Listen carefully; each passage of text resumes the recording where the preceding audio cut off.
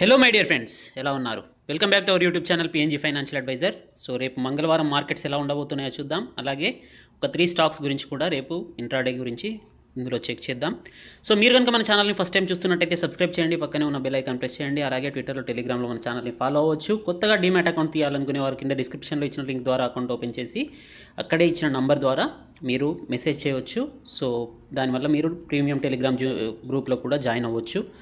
So ఈరోజు Sensex and Nifty చూసుకున్నట్టయితే 0.52%, 0.44%, అంటే సెన్సెక్స్ అయితే 194 పాయింట్స్, నిఫ్టీ అయితే 67 పాయింట్స్ రేజ్ అయ్యాయి. కాకపోతే బ్యాంక్ నిఫ్టీలో మాత్రం సెల్లింగ్ ప్రెషర్ అనేది కనిపించింది, 211 పాయింట్స్ ఫాల్ అయింది. సో ఈరోజు మార్నింగ్ కనుక మీరు మన పిఎన్జీ అఫీషియల్ గ్రూప్లో చూసినట్టయితే గ్లోబల్ ఇండైసెస్ అన్ని పాజిటివ్ ఇండికేషన్ ఇస్తున్నాయి. నిఫ్టీ మాత్రం 12,960 దగ్గర స్ట్రాంగ్ రెసిస్టెన్స్ ఉంది, కాబట్టి అక్కడ నుంచి ఫాలో అవ్వచ్చు అని చెప్పేసి అయితే చెప్పడం జరిగింది. అలాగే బ్యాంక్ నిఫ్టీ గురించి 29,600 లెవెల్స్ అనేది రెసిస్టెన్స్గా చెప్పడం జరిగింది.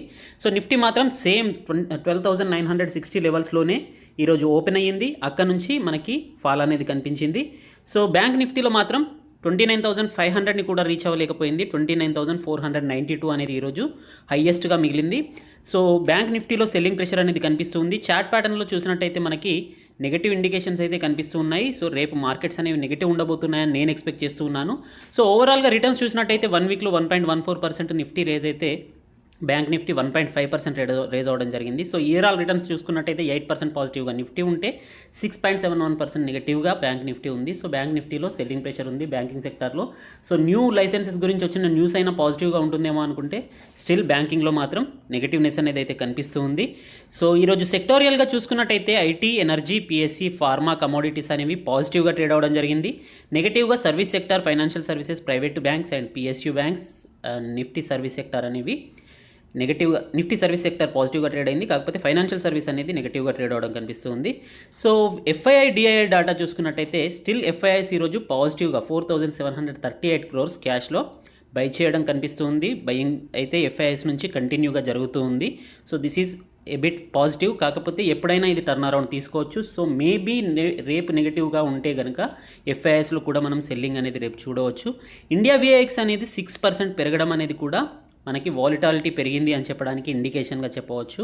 సో ఇండియా విఐఎక్స్ అనేది 20 కంటే ఎబో ఉంది. సో ఇది హెవీ అయితే కాదు, కాకపోతే 6% ఈరోజు రేజ్ అవ్వడం అనేది మాత్రం కాస్త నెగిటివ్గా కనిపించే, అంటే వాలిటాలిటీ ఎక్కువగా ఉండబోయే అవకాశాలు ఉంది అని చెప్పేసి అయితే దీన్ని బట్టి అర్థం చేసుకోవచ్చు. సో ఓవరాల్గా ఇప్పటి వరకు చూసినట్టయితే నవంబర్లో 50,989 crores అయితే ఎఫ్ఐఎస్ బై చేయడం కనిపిస్తుంది, 35,587 crores డిఐఎస్ సెల్ చేయడం కనిపిస్తుంది.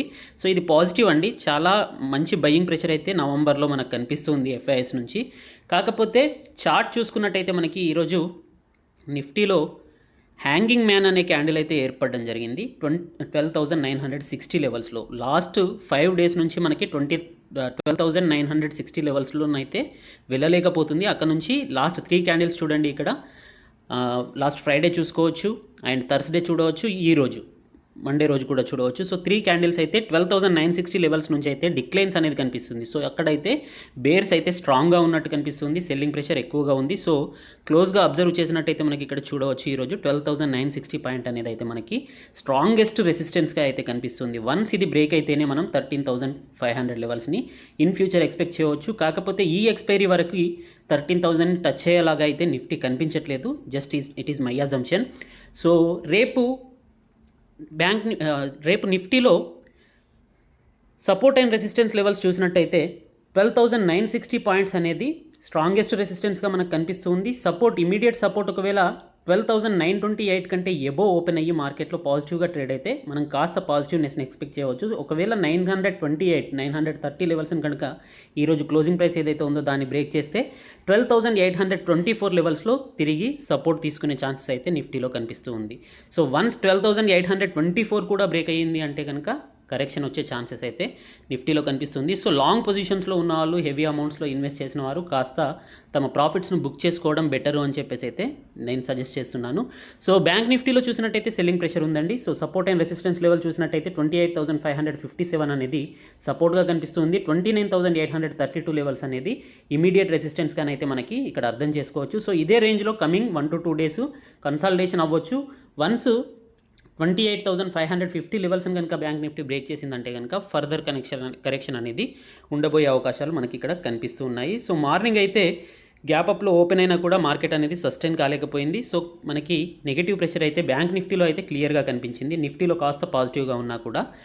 సో 3 స్టాక్స్లో మహీంద్రా అండ్ మహీంద్రా ఫైనాన్స్ అనేది ఫస్ట్ స్టాక్ అండి. మహీంద్రా అండ్ మహీంద్రా ఫైనాన్స్ అనేది ప్రీవియస్ జూలై 20 లెవెల్లో చూసినట్టయితే కూడా 159, 160 లెవెల్స్ నుంచి డిక్లైన్స్ అనేది మనకి ఇక్కడ కనిపించింది. సో మీరు ఇక్కడ ఈ క్యాండిల్లో చూడవచ్చు.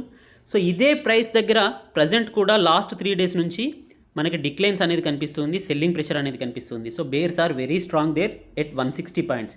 సో ఇక్కడ మనకి డోజీ ప్యాటర్న్ అప్పర్ సైడ్లో ఏర్పడింది కాబట్టి రేపు కూడా మహీంద్రా అండ్ మహీంద్రా ఫైనాన్స్లో నెగటివ్ ప్రెషర్ ఉండే ఛాన్సెస్ అయితే కనిపిస్తుంది. సో సెల్లింగ్ సైడ్ ఆలోచించండి. టాటా స్టీల్ చూసుకున్నట్టయితే ఆల్ టైమ్ హైస్ని, ఇది మన దీపావళి పిక్ అండి. దీపావళి పిక్స్ మీరు చూసినట్టయితే టాటా స్టీల్ గురించి మనం ఆల్రెడీ చెప్పడం జరిగింది. సో ఆల్ టైమ్ హైస్ని బ్రేక్ చేస్తూ వెళ్తుంది. చాలా మంచి పాజిటివ్ మూమెంటం అయితే టాటా స్టీల్లో కనిపిస్తుంది. సో ఫర్దర్గా ఇది 560 లెవెల్స్ని కూడా చూసే అవకాశాలు అయితే కనిపిస్తూ ఉన్నాయి. బజాజ్ స్టీల్ గురించి మన ప్రీమియం మెంబర్స్ అడిగారండి. బజాజ్ స్టీల్లో ఈరోజు నెగటివ్ క్యాండిల్ ఏర్పడింది. సో దీంట్లో సెల్ చేయవచ్చా అని చెప్పేసి. ఎస్ అండి, ఎగ్జాక్ట్లీ. సో ఇక్కడ మనకి ఏదైతే ప్రీవియస్ రెసిస్టెంట్ పాయింట్ ఉందో 270 లెవెల్స్, అదే లెవెల్స్లో వచ్చి ఈరోజు అయితే 266 లెవెల్స్లో కనిపిస్తూ ఉంది మనకి. ఒకవేళ 266 లెవెల్స్ నుంచి రేపు పాజిటివ్గా మూవ్ అయ్యి సపోర్ట్ తీసుకుంటే కనుక ఫర్దర్గా అప్ సైడ్ వెళ్ళొచ్చు. లేదంటే కనుక ఇక్కడ నుంచి మళ్ళీ కరెక్షన్ వచ్చే ఛాన్సెస్ ఉంది. సో రేపు కనుక మార్కెట్స్ నెగిటివ్గా ఉండి బజాజ్ స్టీల్ కూడా నెగిటివ్గా ఓపెన్ అయితే ప్రాఫిట్స్ బుక్ చేసుకోండి. మనం రిఫర్ చేసిన ప్రైస్ వచ్చేసి 210 to 220 లెవెల్స్. టార్గెట్స్ 240, 270, 300 ఇచ్చాం. సో 300 లెవెల్స్ని మనం ఆల్రెడీ చూడడం కూడా జరిగింది. దీంట్లో 300 లెవెల్స్ లాస్ట్ వీక్లో వెడ్నెస్డే రోజు టచ్ అయ్యి 300 లెవెల్స్ నుంచి మనకి ఫాలింగ్ అనేది కనిపించింది. సో ప్రజెంట్ అయితే నెగటివ్నెస్ అయితే బజాజ్ స్టీల్లో కనిపిస్తూ ఉంది. సో దీంట్లో మీరు రేపు కనుక నెగటివ్గా ఓపెన్ అయితే ప్రాఫిట్స్ బుక్ చేసుకోవడం బెటర్ అని చెప్పేసి అయితే నేను చెప్తున్నాను. సో గ్లోబల్ ఇండైసెస్ చూసినట్టయితే ఈరోజు ఓపెనింగ్ 1% పాజిటివ్గా డౌ జోన్స్ ఓపెన్ అవ్వడం జరిగిందండి. సో పాజిటివ్గా ఉంటుంది అనుకున్నాను, కాకపోతే అక్కడ నుంచి మళ్ళీ కరెక్షన్ అనేది కనిపిస్తుంది ప్రజెంట్ ఇప్పుడున్న టైంకి అయితే. సో మార్నింగ్ క్లోజింగ్ అనేది నెగటివ్గా ఉండే అవకాశాలు ఉండొచ్చు యూఎస్ మార్కెట్స్లో. ఒకవేళ ఇది కూడా నెగటివ్గా ఉంటే కనుక మన మార్కెట్స్ కూడా రేపు నెగటివ్గా ట్రేడ్ అయ్యే ఛాన్సెస్ ఉంది. యూరోపియన్ మార్కెట్స్ చూసుకున్నట్టయితే మిక్స్ ఇండికేషన్స్ కనిపిస్తున్నాయండి. 0.3% to -0.19%. So it is consolidation phase. Asian మార్కెట్స్లో కూడా సేమ్ కన్సాలిడేషన్ ఫేజ్ కనిపిస్తుంది. కేవలం చైనా, షాంఘై మాత్రం 1% పాజిటివ్గా కొద్దిగా స్ట్రాంగ్నెస్ అనేది కనిపిస్తుంది. సో మన మార్కెట్స్లో రేపు సెల్లింగ్ ప్రెషర్ ఉండే అవకాశాలు అయితే కనిపిస్తున్నాయి. సో ఆల్రెడీ రిమైండ్ చేయమని చెప్పానండి వెబినార్కి ఎవరైతే ఎన్రోల్ చేసుకున్నారో. సో వాళ్ళందరికీ ఇప్పుడు నేను లింక్ పంపిస్తూ ఉన్నాను.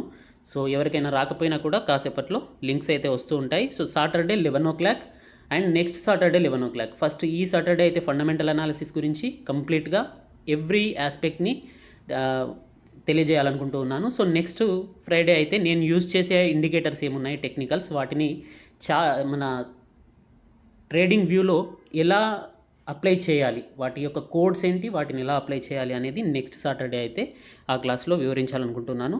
Okay my dear friends, thank you, good luck, జై హింద్.